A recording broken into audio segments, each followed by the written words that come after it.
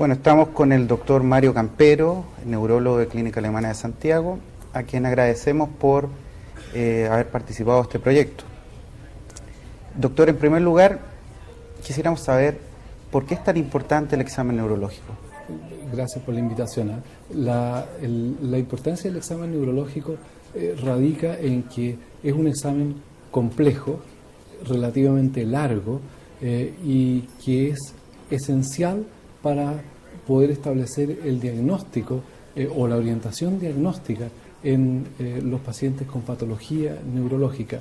A diferencia de otras áreas de la medicina, en la neurología el examen neurológico es la base realmente para poder lograr una orientación diagnóstica y la solicitud de los diagnósticos que nos van a proporcionar la mayor utilidad.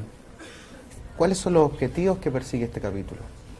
El objetivo fundamental del capítulo de semiología neurológica es ser capaces, como médicos generales, de poder hacer un diagnóstico precoz, acucioso, de patologías que son altamente prevalentes.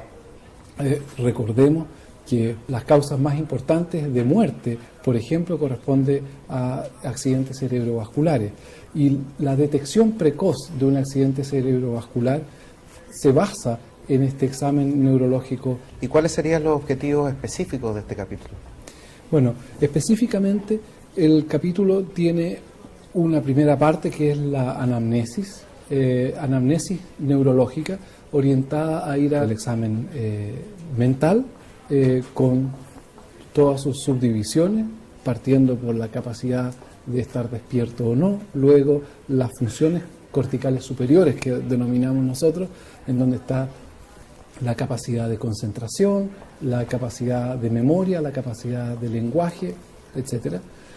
Posteriormente tenemos el capítulo de los nervios craneales, en donde examinamos la función de aquellos nervios que parten de la porción más alta del neuroeje a nivel del bulbo raquídeo, puente y mesencéfalo. Posteriormente vemos el examen motor con todas sus características, examen de la sensibilidad, un examen importante de ser capaz de realizarlo en forma concienzuda, que nos va a permitir evaluar las distintas modalidades sensitivas.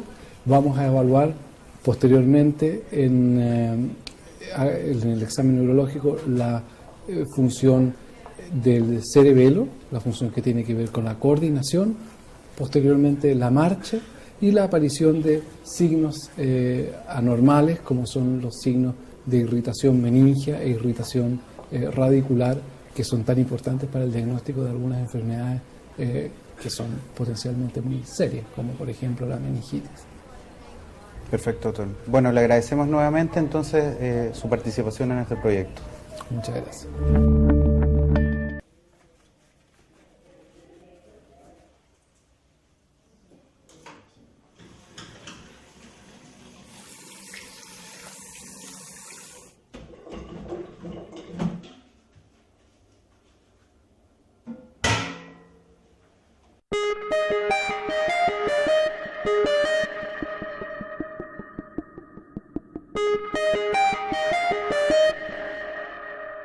El examen motor lo podemos subdividir en 4 puntos esenciales: la evaluación del trofismo muscular, el tono muscular, la fuerza y los reflejos.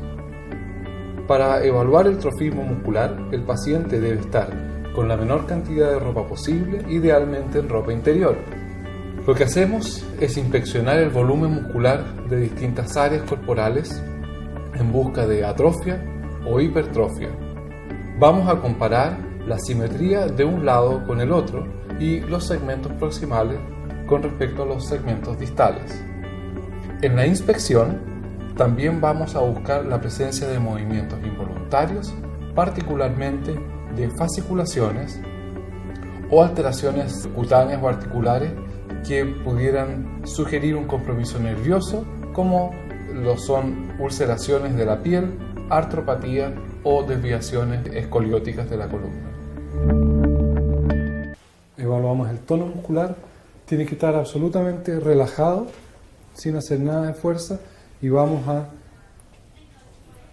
elongar los músculos en forma pasiva, sin ninguna ayuda del individuo, y el movimiento tiene que ser un movimiento súbito, de alta velocidad, elongando el músculo. El tono muscular corresponde a la tensión basal de un músculo y por lo tanto se examina mediante la resistencia pasiva a la elongación del músculo. Para una correcta evaluación del tono muscular, el paciente debe estar completamente relajado y por lo tanto en una posición cómoda, recostado. Entonces, el estiramiento de los músculos lo logramos con una movilización pasiva pero brusca de la articulación, tanto de la extremidad superior como de la extremidad inferior.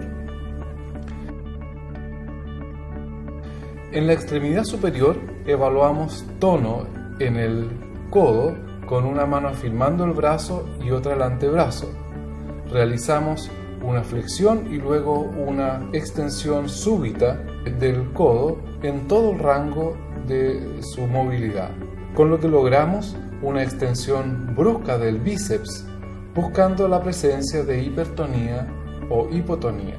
Cabe decir que el tono normal es difícil de evaluar en forma precisa, pero con la práctica se hace más fácil de estimar. La muñeca también es una articulación que permite evaluar el tono muscular con una mano en el antebrazo y la otra en la mano. Y lo que realizamos es una flexión y extensión pasiva de esta. En el caso de la evaluación del antebrazo, afirmamos nuestra mano con la del paciente, similar a un saludo, y la otra mano afirmando el antebrazo, realizamos un movimiento de pronación y supinación bruscos. Cuando evaluamos el tono en la extremidad inferior, lo realizamos en la rodilla, para lo cual tomamos la pierna desde el tobillo y la rodilla. A continuación, la mano que está bajo la rodilla se levanta y activamente la mano que está en el tobillo la flecta, con lo que obtenemos una elongación súbita del cuádriceps. En el tobillo lo que hacemos es sujetar firmemente el pie con una mano y con la otra la pierna en una semiflexión de rodilla. Y en un movimiento brusco dorsiflectamos el pie, con lo que logramos la elongación del tríceps sural. Esta maniobra es la más adecuada para evaluar la presencia de clonus, donde al elongar el tríceps sural, la extremidad que tiene un daño de la vía piramidal tendrá un movimiento múltiple de flexo-extensión. De esta forma evalúo el tono en la pesquisa de espasticidad. Si yo quiero evaluar el tono buscando rigidez, la maniobra es distinta. Y lo que yo hago es pedirle al individuo nuevamente que se relaje y hago un movimiento de flexo-extensión de la muñeca, no en forma brusca, como lo hice anteriormente, sino que en forma lenta, con la presencia de un movimiento intermitente que se llama en rueda dentada. Evalúo la otra extremidad, evalúo la flexo-extensión del codo con movimientos lentos, no con movimientos bruscos, y lo mismo en las extremidades inferiores. Como en todo el examen neurológico, el tono debemos compararlo entre ambas extremidades, tanto superiores como inferiores, y entre los segmentos proximales y los segmentos distales. Una vez que hemos evaluado el tono, procedemos a la evaluación de la fuerza muscular. Y la fuerza muscular se evalúa de acuerdo a al tipo de alteración que nosotros estemos sospechando. Y partimos con la evaluación de la fuerza cuando hay sospecha de lesión piramidal con una prueba que se llama la prueba de paresia mínima. Estira tus brazos con las palmas hacia arriba, bien estirados los dedos, bien estiradas las muñecas y los codos. Y en esa posición mantente con los dedos separados, con los ojos cerrados por algunos segundos hasta que yo te diga. Y esperamos unos 10 a 15 segundos y por supuesto que no debe haber ningún tipo de anomalía, particularmente rotación de las manos o caída de los brazos. Esa es la prueba de paresia mínima, que se mide simétricamente en ambas extremidades inferiores. Te voy a pedir que te recuestes en la camilla, boca arriba, y la prueba de paresia mínima la hacemos en las extremidades inferiores. Te voy a pedir que levantes ambas piernas, perfecto, con las caderas en 90 grados y las rodillas en 90 grados, las dos a la misma altura, sin toparse ni las rodillas ni los tobillos, con los ojos cerrados por algunos segundos. Y vemos que al cabo de algunos segundos la fuerza se mantiene exactamente igual, simétricamente. Una vez hecha la prueba de pequeña paresia, vamos a evaluar grupos musculares por separados y contra resistencia. Para esto, pedimos al paciente que realice un movimiento determinado mientras el examinador hace una resistencia opuesta al movimiento. Es importante decir que no se evalúan todos los grupos musculares de una extremidad, sino aquellos más importantes para determinar la integridad de nervios y raíces nerviosas. Vamos a evaluar grupos musculares proximales y distales, Levanta tus brazos de esta forma. Comenzamos a examinar la extremidad superior en el hombro con nuestro paciente sentado. Pedimos al paciente que haga una abducción de los brazos hasta los 90 grados con los codos flectados y aplicamos una fuerza hacia abajo, empujando los brazos e indicando al paciente que mantenga la fuerza sin bajar sus brazos. Así evaluamos el músculo deltoides, cuya inervación proviene del nervio axilar con las raíces nerviosas C5 y C6. Luego pedimos al paciente que ponga sus brazos por delante del tórax, flectando el codo, y aplico una fuerza de intensidad moderada tratando de extender el brazo. Así evaluamos los músculos bíceps y braquial inervados por el nervio músculo cutáneo, raíces 5 y C6. A continuación, el paciente extiende completamente el brazo por el codo en abducción en 90 grados del hombro y con una mano en el antebrazo y la otra en el brazo tratamos de flectar el codo mientras el paciente lo evita. Aquí estamos evaluando el músculo tríceps braquial inervado por el nervio radial, raíces C6, C7 y C8. Luego pedimos al paciente que extienda los brazos, muñecas y dedos hacia adelante en pronación, tratando de flectar la muñeca y los dedos contra resistencia. Evaluamos de esta forma los extensores de muñeca y de los dedos inervados por el nervio radial, raíces C6, C7 y C8. En esta misma posición, pero con muñecas y dedos extendidos, le pedimos que apunte con los pulgares hacia el techo y nosotros tratamos de empujar los pulgares hacia abajo y medial, con lo que evaluamos el abductor corto del dedo pulgar, también inervado por el nervio mediano, raíces C8 y T1. Engancha los dedos, músculos flexores de dedos, también dependientes del nervio mediano, y finalmente separa tus dedos. Pedimos al paciente que abra los dedos en abanico y nosotros tratamos de juntárselos con un dedo empujando el dedo índice hacia adentro y el otro el meñique. Así estamos evaluando los músculos interóseos dorsales que reciben su inervación del nervio cubital, raíces C8 y T1. Con lo cual tenemos evaluada musculatura proximal y musculatura distal en términos de fuerza.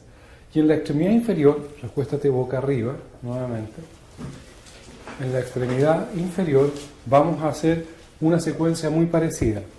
Evaluamos la flexión de la cadera pidiendo al paciente que flecte la cadera y rodillas en 90 grados y luego empujo desde el muslo con el fin de lograr la extensión de la cadera, con lo que estoy evaluando los músculos iliozoas inervados por las raíces lumbares L1 y L2, cuya inervación la recibe del nervio femoral, raíces L2 y L3.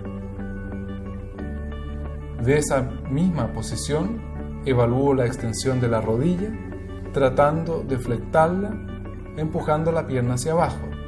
Así evalúo el músculo cuádriceps femoral inervado por el nervio femoral o crural, raíces L2, L3 y L4. A continuación, pedimos al paciente que deje la pierna en reposo y que realice una dorsiflexión. El examinador realiza una fuerza sobre el dorso del pie, con lo que evaluamos los músculos del compartimiento anterior de la pierna, inervados por el nervio fibular de las raíces L4 y L5. A continuación, pedimos al paciente que pise hacia abajo como un pedal y realizamos una fuerza opuesta empujando desde la planta, con lo que evaluamos el complejo gastrocnemio sóleo, tríceps sural, inervado por el nervio tibial de las raíces S1 y S2. El último elemento a evaluar es examinar la fuerza de los músculos proximales. El paciente se pone en cuclillas, se toma de nuestras manos y le pedimos que se levante. Cualquier individuo normal debiera ser capaz de hacer este tipo de movimiento, y si no lo examinamos en forma rutinaria, a aquellos pacientes con daño muscular o miopatía simplemente no los diagnosticaremos. En caso de que la evaluación de la fuerza muscular el individuo no pueda vencer la resistencia que le pone el examinador, debe hacer el movimiento sin resistencia, solo venciendo la gravedad. Si aún así no lo logra, se le pide que realice el movimiento en plano sobre una superficie, con lo que se elimina la gravedad. Finalmente, si tampoco puede realizar esto, debemos inspeccionar si existe contracción muscular o esta está ausente. A partir de estos elementos podemos determinar qué nivel de fuerza muscular logra el paciente, lo que se puede graduar en una escala denominada M, que va del 0 al 5, donde M0 es la ausencia de contracción, M1 es una leve contracción pero que no moviliza la articulación, M2 es movimiento articular pero sin la gravedad, M3 es un movimiento contra la gravedad pero que no vence resistencia, M4 es aquel que vence resistencia leve y se fatiga rápidamente, y finalmente M5 es aquel movimiento que vence resistencia moderada sin fatigarse y que es considerado como una fuerza muscular normal. Hay que tener siempre en consideración que la fuerza muscular normal es variable entre un individuo y otro, dependiendo de factores como edad, estado físico, estado nutricional, entre otras. No hay que olvidar que también hay enfermedades y condiciones osteoarticulares que pueden contribuir a la debilidad muscular, para lo cual es importante un examen en busca de lesiones óseas, compromisos articulares, compromisos de ligamentos y tendones, antes de determinar un compromiso neurológico. Finalmente, el último elemento del examen motor a evaluar son los reflejos osteotendíneos o reflejos profundos, además de los cutáneos mucosos o superficiales. La exploración de los reflejos osteotendíneos se realiza mediante la percusión de un tendón en un punto preciso, buscando la contracción refleja del músculo. La percusión se hace mediante el empleo del martillo de reflejos, afirmando con los dedos de la mano diestra del examinador y un movimiento breve y brusco de la muñeca donde el martillo, más que ser movido por el examinador, se deja caer. La correcta obtención de un reflejo osteotendinoso exige que el paciente se encuentre con el la extremidad relajada completamente y por lo tanto en una posición que sea cómoda tanto para el examinador como para el paciente. Los elementos a evaluar en los reflejos osteotendíneos son la simetría de ellos, la intensidad o amplitud de la respuesta, el área reflexógena, la existencia de difusión del reflejo, es decir, que al percutir un tendón se obtiene contracción de otro grupo muscular, y finalmente la presencia de policinesia, que es la respuesta múltiple de un mismo músculo frente a un estímulo aislado. En algunas oportunidades no se logra obtener un reflejo osteotendíneo simplemente porque el paciente no ha logrado relajarse en forma óptima. Existen algunas maniobras para facilitar los reflejos osteotendíneos, conocido por ejemplo como la maniobra de Jędrusik, en donde el individuo activa alguna parte de su sistema motor, lo que permite la facilitación de las respuestas reflejas osteotendinosas.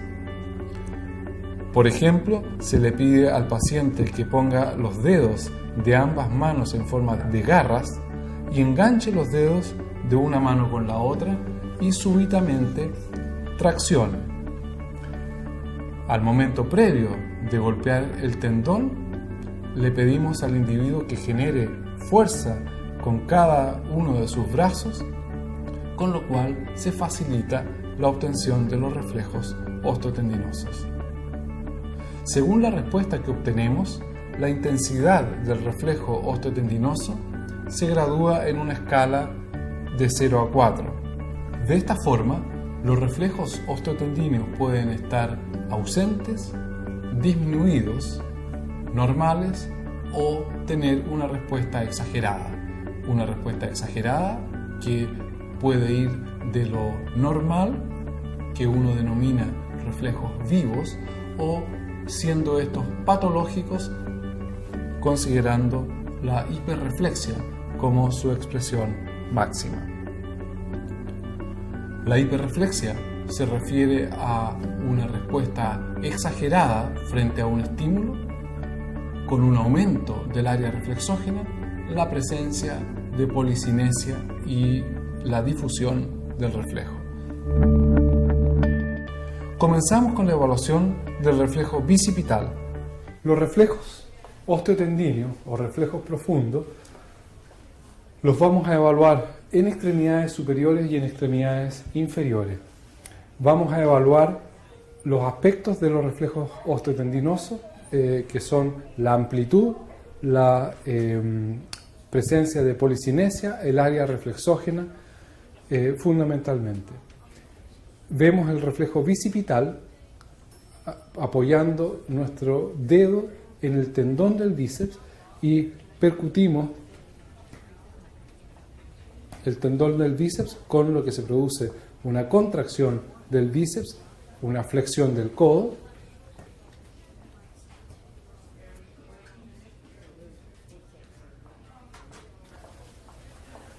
Vemos el otro tendón, en este caso usamos el dedo pulgar y tenemos una respuesta absolutamente clara. Ese es un reflejo dependiente del nervio musculocutáneo. Observamos así la contracción del bíceps braquial como una flexión del antebrazo sobre el codo. Estamos así evaluando las raíces C5 y C6. Luego pasamos al reflejo del tríceps braquial, pidiendo al paciente que lleve las manos a la cintura.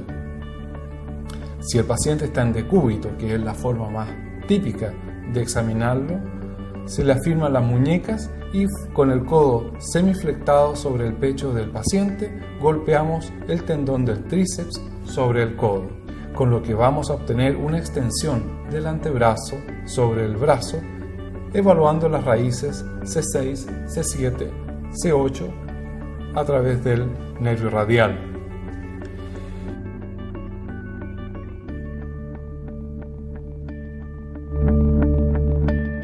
En el antebrazo evaluamos dos reflejos. El reflejo estilo radial lo obtenemos con el antebrazo descansando sobre el borde ulnar de este y golpeamos el radio 2 a 3 dedos bajo la muñeca. Normalmente interponemos nuestros dedos sobre la muñeca del paciente, lo que permite obtener un reflejo con menor molestia para el sujeto. Vamos a obtener una flexión del codo y una supinación del antebrazo, evaluando raíces C5 y C6.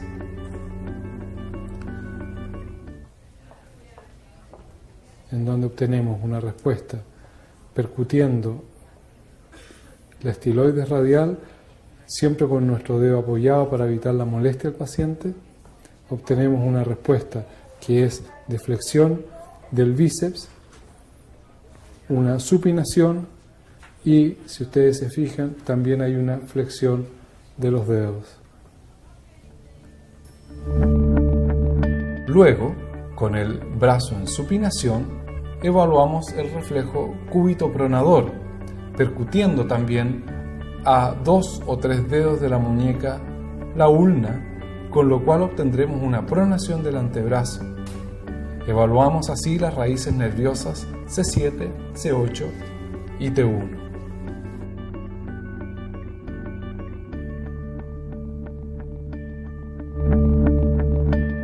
En la extremidad inferior, los reflejos osteotendíneos son fundamentalmente el rotuliano o patelar y el aquiliano. Siempre con el paciente absolutamente relajado. Deja tu pierna suelta, completamente suelta, y eso sí que es importante, con lo cual vamos a percutir el tendón rotuliano y vamos a obtener una extensión de la rodilla de la siguiente forma.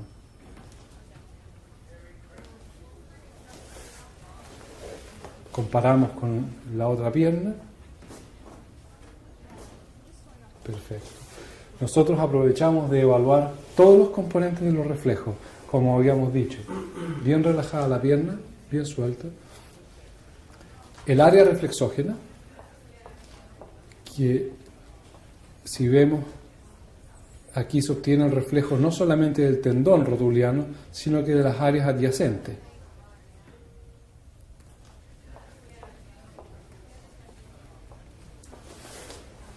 Lo mismo al otro lado, bien relajado. Vemos la viveza del reflejo, la amplitud del reflejo, y si es que con la obtención de un reflejo obtenemos la contracción de algún otro grupo muscular.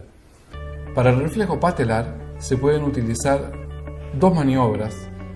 La primera es con el paciente con las extremidades colgando de la camilla y las rodillas flectadas. O bien, si el paciente recostado en decúbito, uno utiliza la mano izquierda para levantar y flectar la rodilla empujando desde abajo de esta. Palpamos el tendón patelar, así para establecer su ubicación precisa, y luego lo percutimos con el martillo. La respuesta normal es una extensión de la pierna sobre el muslo, con lo que estamos evaluando el nervio crural, raíces L2, L3 y L4. El reflejo patelar se genera al percutir con el martillo el tendón patelar, con lo cual se produce una brusca elongación del músculo cuádriceps femoral. La elongación del músculo se acompaña de una elongación del huso neuromuscular, que son pequeños receptores sensitivos encapsulados compuestos por una fibra muscular intrafusal sin función contráctil, terminaciones nerviosas sensitivas dispuestas en espiral y pequeños nervios motores. El huso está localizado entre las fibras musculares, paralelos a estas, y su función es detectar y enviar señales sobre los cambios de longitud del músculo. Entonces, al elongarse las fibras intrafusales, a su vez elongan las terminaciones sensitivas, lo que lleva a la generación y conducción de impulsos nerviosos hacia la médula espinal a través de los axones aferentes del arco reflejo patelar. Las neuronas aferentes ingresan por el asta posterior para establecer una sinapsis con la motoneurona eferente en el asta anterior de la médula, constituyendo este paso por la médula espinal, la fase de integración del reflejo. Finalmente, la motoneurona alfa, originada en el asta anterior, que constituye la vía eferente, conduce el estímulo tanto al músculo agonista activándolo como al músculo antagonista inhibiéndolo, constituyendo estos los efectores del arco reflejo. Finalmente, el reflejo aquiliano lo obtenemos percutiendo el tendón de Aquiles con el músculo tricepsural discretamente elongado, y nosotros lo elongamos. En el caso de la rodilla lo elongamos flectando un poco la rodilla. Aquí nosotros estiramos el dorsiflectamos pasivamente y percutimos el tendón de Aquiles con una contracción del tricepsural. Comparamos con la otra pierna y se produce el mismo fenómeno. Este reflejo se obtiene mucho más fácil cuando el paciente se recuesta en decúbito supino.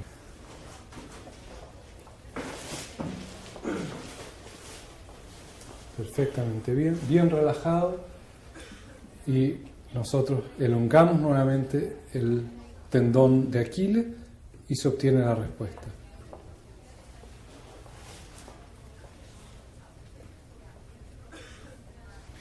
Cuando los reflejos están débiles, salen pobremente, uno puede reforzar su respuesta con la maniobra de Jędrusik, que es bastante sencilla. Le pedimos al individuo a la cuenta de 3 que empuñe sus manos, que muerda fuerte,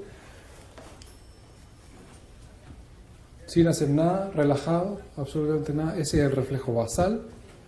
Cuando cuente 3, empuñas las manos. 1, 2, 3, y la respuesta en este caso se ve facilitada, bien relajado. A la cuenta de 3, empuñas las manos. 1, 2, 3, y ahí se ve la respuesta, cómo aumenta en su amplitud. Lo que hacemos es percutir con el martillo el tendón aquiliano y observamos una flexión plantar del pie que sentiremos con la mano izquierda y se visualiza evaluando las raíces nerviosas S1 y S2.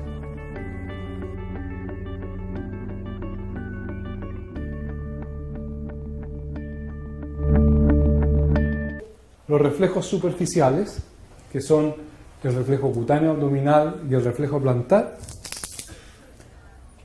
con un instrumento agudo como la mitad de un bajalengua, voy a estimular tocando la piel desde lateral hacia medial hacia el ombligo, y se produce una contracción de la musculatura abdominal desviando el ombligo hacia el lado estimulado. Esos son los reflejos cutáneos abdominales, por sobre el ombligo, bajo el ombligo, sobre el ombligo, bajo el ombligo. Se estimula la piel del abdomen con un estímulo que debe ser más que un estímulo táctil leve, desde fuera hacia el ombligo en forma lineal, perpendicular a la línea media, evaluando sobre y bajo el ombligo en ambos lados.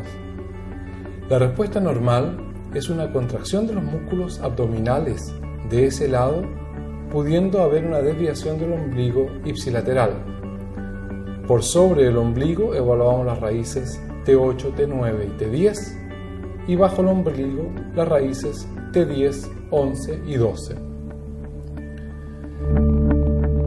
El reflejo plantar lo examinamos con el mismo tipo de estímulo más que táctil, ascendiendo por el borde lateral de la planta del pie, dirigiéndonos hacia la base del primer ortejo, con lo que nuestra respuesta normal será la de una flexión de los ortejos, evaluando las raíces nerviosas L5, S1 y S2. La respuesta patológica consiste en una extensión del primer ortejo con abducción de los demás. Y este tipo de respuesta una respuesta plantar extensora, nos habla de un daño de la vía piramidal. Es lo que conocemos como signo de Babinski, el que muchas veces se acompaña además de una flexión de rodilla y cadera, conocida como la triple respuesta flexora.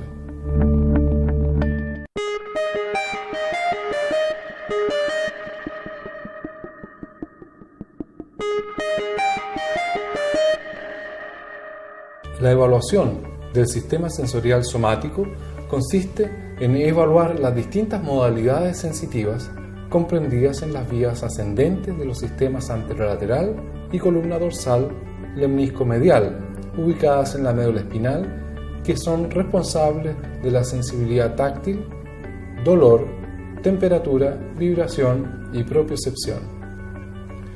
En la piel existen receptores que darán origen a los distintos impulsos nerviosos que finalmente conducirán las sensaciones somáticas. Los mecanorreceptores, nociceptores y termorreceptores son capaces de transducir los impulsos nerviosos a los axones de las diferentes vías ascendentes. Dos grandes sistemas, anterolateral y columna dorsal o lemnisco-medial, median cada uno de los diferentes atributos de la sensibilidad. El sistema anterolateral se encarga de los impulsos nociceptivos y de la sensación térmica, mientras que el sistema columna dorsal lleva las sensaciones de tacto, propiocepción, vibración y discriminación entre dos puntos. Las fibras sensitivas convergen en el tálamo, en el complejo ventroposterior y finalmente se proyectan a la corteza cerebral de la región sensitiva, donde está representada la superficie corporal.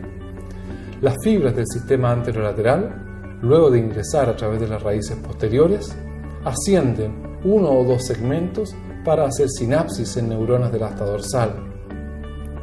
Estas neuronas de segundo orden decusan la línea media y ascienden por el sistema anterolateral con distribución somatotópica. Las zonas más cervicales se sitúan más hacia medial del tracto. Estas fibras proyectan a la formación reticular en el tronco encefálico y terminan en el complejo ventroposterolateral y en los núcleos intralaminares del tálamo. Desde allí proyectan a la corteza sensitiva en el lóbulo parietal. Las fibras del sistema columna dorsal ascienden por las columnas dorsales de la médula espinal sin decusarse hasta el tronco encefálico. El fascículo gracilis lleva información de la mitad inferior del cuerpo, mientras que el fascículo cuneatus de la mitad superior. Por lo tanto, una columna dorsal contiene fibras del hemicuerpo ipsilateral en un orden somatotópico de medial a lateral. Las fibras ascendentes terminan en los núcleos gracilis y cuneatus en el bulbo bajo. Estas neuronas de segundo orden decusan la línea media a través de la decusación lemniscal o tracto arcuato interno y desde el lemnisco medial llegan al tálamo. Desde el complejo ventroposterolateral la información sensitiva llega a la corteza somatosensitiva en el lóbulo parietal. Es necesario considerar la distribución cutánea de las raíces dorsales, los dermatomas, para ubicar niveles sensitivos al momento de encontrar anormalidades al examen físico.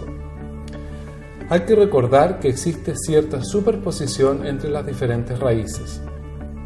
La información sensitiva caudal a la cabeza se encuentra organizada en un patrón metamérico, donde cada raíz nerviosa recibe la información sensitiva de un segmento de piel en bandas paralelas al eje mayor de esa zona y simétricas con el lado opuesto. Esta organización se denomina dermatomas, donde cada dermatoma corresponde a una banda y refleja todas las fibras sensitivas que van a llegar a la raíz posterior de un segmento medular. Los dermatomas de relevancia clínica son C5 a nivel de las clavículas, C6 a nivel del pulgar, C7 segundo y tercer dedo, C8 cuarto dedo y quinto, T4 a nivel de mamilas, T10 a nivel de ombligo, L1 a nivel de zona inguinal, L3 cara medial de rodilla, L4 a nivel de rodilla y cara medial del primer dedo del pie, L5 a nivel de la cara lateral de la rodilla, cara anterior de la tibia y dorso del pie, S1 a nivel de cara lateral del pie, S2, S3 y S4 en la región perineal. Al evaluar la sensibilidad, se están evaluando los distintos atributos de esta. Las modalidades sensitivas comprenden el frío y calor, tacto, propiocepción y la capacidad de discriminar entre dos puntos, la intensidad y la duración del estímulo. Al examinar la sensibilidad y los distintos atributos de esta, se debe comparar en forma rutinaria un hemicuerpo con el otro, comparar proximal y distal y comparar territorios de nervio, raíces y plexo. Es de relevancia evaluar un paciente específicamente en donde se está sospechando una lesión neurológica dada. En la evaluación de la sensibilidad táctil ocupamos un estímulo simple como una mota de algodón, con lo que aplicamos un estímulo cercano al umbral táctil. Le pedimos al paciente que cierre los ojos y que nos diga si siente o no siente, no si siente más o si siente menos, ya que somos nosotros los que graduamos la intensidad del estímulo. Con esto podemos decir que el paciente tiene o no tiene una pérdida sensitiva relevante ante una modalidad táctil. Le voy a pedir que cada vez que sienta que lo estoy tocando con este algodón me dice sí. ¿De acuerdo? Con los ojos cerrados. Sí. Sí. Sí. Sí. Sí. Perfecto. Y lo que voy a hacer ahora es comparar un lado con el otro. Cada vez que sienta me dice sí, ojos cerrados. Sí. Sí. Sí. ¿Se sienten parecidos ambos lados? Sí. Ojos abiertos. ¿Esta sensación se parece a esta? Sí. La sensación de los segmentos proximales con los segmentos distales. Si es que tenemos un paciente con una lesión de un nervio, estamos sospechando una lesión de un nervio, vamos a comparar el territorio del nervio lesionado, por ejemplo el nervio mediano, lo vamos a comparar con el del nervio cubital. Si es que estamos sospechando una raíz nerviosa, un dermatoma lesionado, vamos a comparar un dermatoma C5 con un dermatoma C6.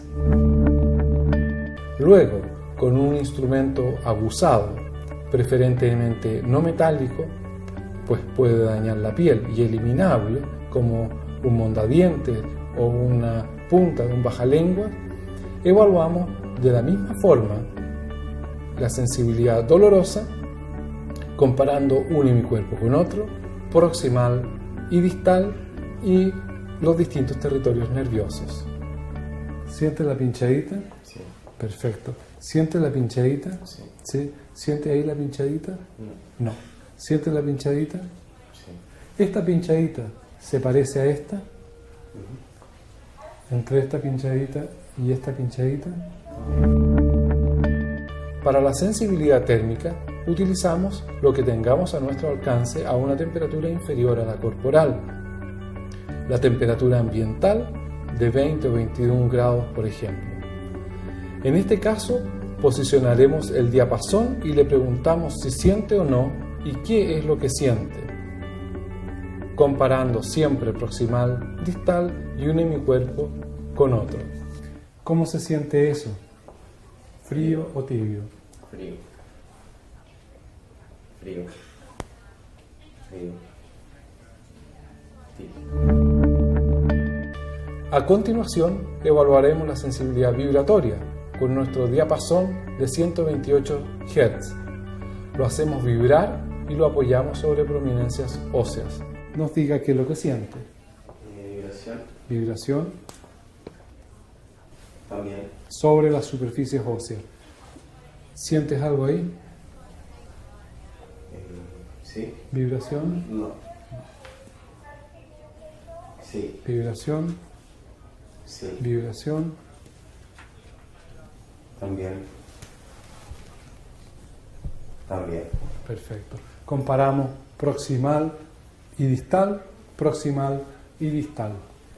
Los corpúsculos de Pacini son mecanorreceptores cutáneos macroscópicos de forma encapsulada, compuestos por células laminares concéntricas sostenidas por tejido conectivo que cubren el segmento distal no mielinizado de la fibra A beta. Son receptores de adaptación muy rápida que responden muy bien a los estímulos vibratorios, descargando potenciales de acción en respuesta a cada ciclo vibratorio, enviando aferencias a través de las columnas posteriores de la médula espinal. La propiocepción evalúa la posición de una extremidad en el espacio. Es recomendable iniciar el examen en el lugar en donde la sensibilidad es mayor o normal. Vamos a pedirle a nuestro paciente que cierre sus ojos y que nos diga la posición del primer dedo del pie, si está hacia arriba o hacia abajo. Tomamos la precaución de tomar el dedo por su cara lateral y no desde arriba y abajo, ya que no queremos darle una clave sensitiva adicional. Si queremos más exigencia, evaluamos el segundo dedo del pie, separando los demás dedos hacia lateral y le preguntamos al paciente la posición del dedo. Hacemos exactamente lo mismo en la extremidad superior. La evaluación de la capacidad discriminatoria de un individuo, para eso lo que nos de discriminación de 2 puntos de un individuo, para lo cual ocupamos un instrumento que se llama un compás de Weber, que es bien sencillo. Uno puede utilizar 2 de estos palitos. Yo tengo un compás de Weber un poco más elegante y te voy a pedir que tienen una separación de 5 milímetros las 2 puntas. Te voy a tocar con un palito o con los 2 palitos. ¿Ya? Tú me dices 1, 2 o no sé. Ok. 1, 2, 2, 2, 1, 2. Perfecto. 100% de acierto. Más difícil en los pies. Los mismos 5 milímetros. 1, 2, 2, 2. Perfecto. La capacidad discriminativa es mayor en algunas zonas, particularmente en la región perioral, en los labios, en donde alcanza a un par de milímetros.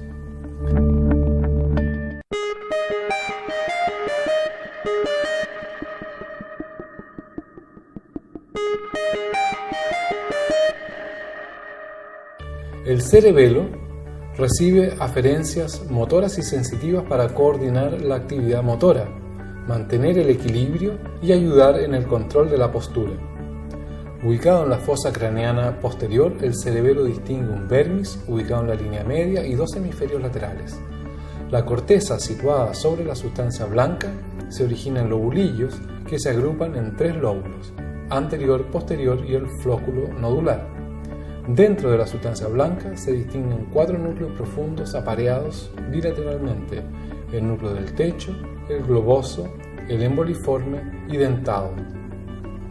Así el cerebelo cumple numerosas funciones, coordina movimientos voluntarios finos, influyendo en la actividad muscular y controlando el equilibrio y el tono muscular a través de conexiones al sistema vestibular, a la médula espinal y a través de sus motoneuronas gamma. El vermis controla la coordinación y el tono muscular, mientras que cada hemisferio cerebeloso controla la coordinación motora y el tono muscular del mismo lado del cuerpo.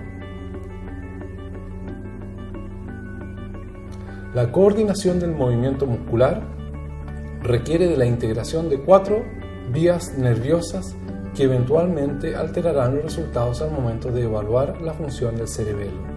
Estos son el sistema motor, el sistema cerebeloso, el sistema vestibular y el sistema sensitivo.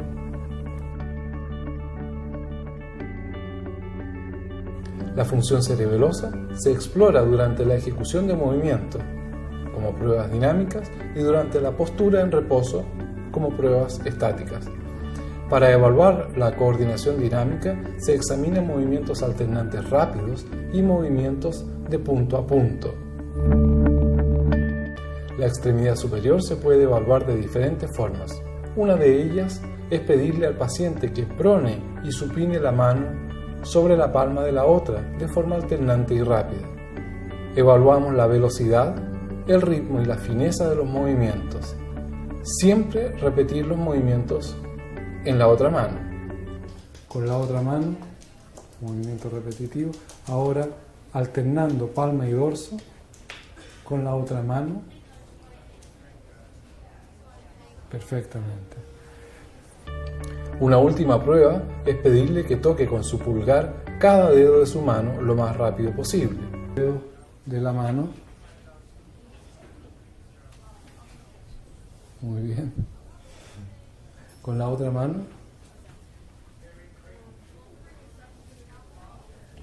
Muy bien. En la extremidad inferior se le pide que golpee la planta del pie contra alguna superficie.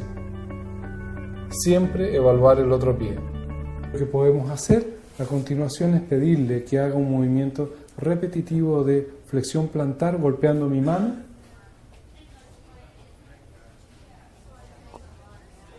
Con el otro pie. Perfectamente. Muy bien.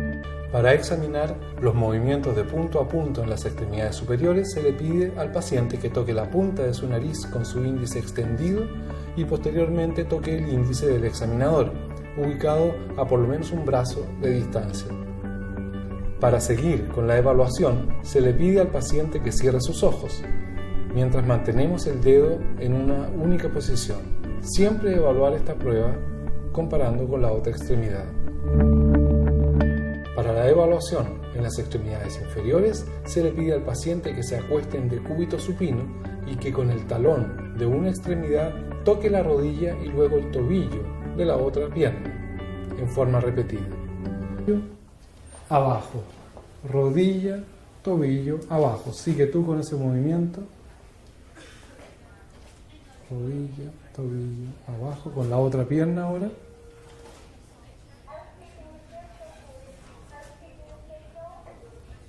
Perfecto. Se le pide luego al paciente que deslice el talón por la cara anterior de la tibia desde la rodilla hacia el tobillo de forma repetida. Siempre evaluamos la función contralateral. En estas pruebas se debe evaluar si el paciente alcanza directa y rápidamente el sitio señalado con su índice o talón de forma precisa y justa, o si proyecta oscilaciones al llegar al objetivo, o si tiene proyecciones desmedidas, o si toca primeramente otras partes, o si bien se excede o se detiene antes del lugar indicado. Las pruebas de coordinación estática se evalúan con el paciente de pie. Siempre se debe estar cerca del paciente para evitar caídas. Se le pide al paciente que se ponga de pie con los pies juntos, de manera que los talones y los primeros ortejos estén unos al lado de otros. En la ataxia cerebelosa, el paciente tiene dificultades para mantenerse en pie con los pies juntos, ya sea con los ojos abiertos o cerrados. Se le pide que extienda sus brazos con las palmas mirando hacia arriba y que cierre sus ojos. Los pacientes con daño medular en los cordones posteriores son incapaces de mantener tal posición. Ahora se procede a bajar enérgicamente los brazos del paciente con la idea de cambiar la posición de ellos, pero sin tener intenciones de que pierda el equilibrio. En la ataxia cerebelosa el brazo regresa a la posición original, pero de forma dismétrica. También se pueden evidenciar otras lesiones como pérdida de la fuerza muscular.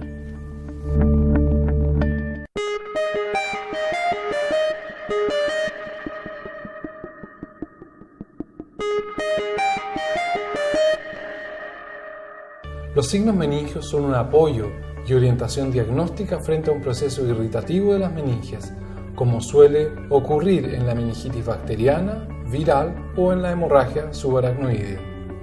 En el caso de las meningitis, el contexto de cefalea, fiebre y rigidez de nuca pueden encontrarse hasta en un 50-70% de los casos, dependiendo de las series, y los signos de Brudzinski, Kernig y rigidez de nuca por sí solo tienen una sensibilidad baja que va del 5 al 30%, de manera que su ausencia no descarta el diagnóstico y deben ser utilizados con criterio frente a un cuadro clínico compatible o sugerente.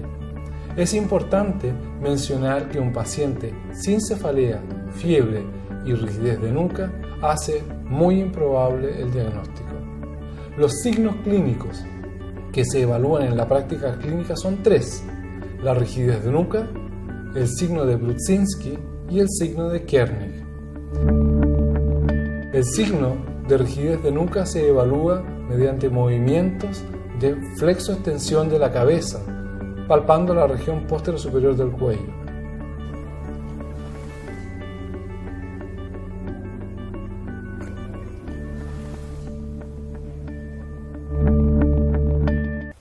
El signo de Brudzinski es muy parecido al de rigidez de nuca, en donde yo flecto la cabeza y si es que hay irritación meningia, las rodillas se flectan. Cuando yo te doble la cabeza, tú flectas un poco tus rodillas. Ocurre ese fenómeno, perfecto. Súper bien. Signos de Kernig, en donde la flexión de la cadera con las rodillas estiradas, si es que hay una irritación meningia, va a generar que se doblen las rodillas en forma espontánea. Lo normal es lo que estamos viendo ahora, y es que no se flecten las rodillas hasta llegar prácticamente a 90 grados.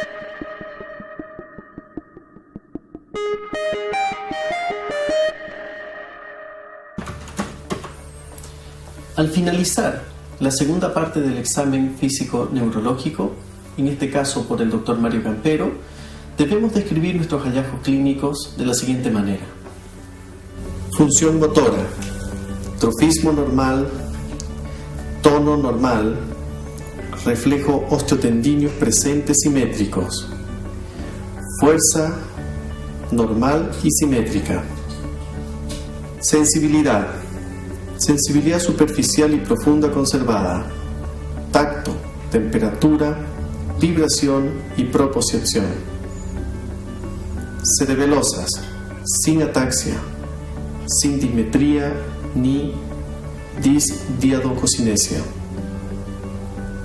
signos de irritación meningia, describir presencia de rigidez de nuca, Kernig y Brudzinski. Así finalizamos la descripción de hallazgo del examen físico-neurológico.